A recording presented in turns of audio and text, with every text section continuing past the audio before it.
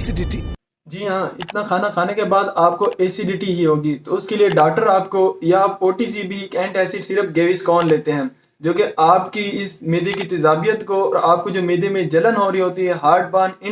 Indigestion या जो आपको एसिड रिफ्लक्स GERD होता है, जिसमें आपका वो जो तेज़ाब होता है वो आपकी सीने खुराक की नाली में आ जाता है, जिससे आपको सीने में जलन होती है। तो उसके लिए जब आप ये गेविस्कॉन सिरप या एंटासिड सिरप लेते हैं, तो इसके अंदर जो कैल्शियम कार्बोनेट और सोडियम बाइकार्बोनेट होता है वो रेड करता है हमारे स्टमक एसिड से, उसको न्यूट्रलाइज करता है। इसके अलावा ये एक प्रोटेक्टिव बैरियर बना देते हैं हमारे स्टमक कंटेंट पे, जिससे वो जो आपका तेजाब या जो स्टमक कंटेंट है वो ईसोफिगस यानी खुराक की नाली में नहीं आता, और इस तरह से आपको जो मैदे की जलन या सीने में जलन हो रही होती है वो ठीक हो जाती है। आप इसके 2 से 4 चम्मच दिन में इस्तेमाल कर सकते हैं और ये सिर्फ 4 घंटे तक इफेक्टिव होता है। इसके जो साइड इफेक्ट्स अपेयर होते हैं उसमें आपको नोजिया वोमिटिंग हो सकता है, आपको एब्डोमिनल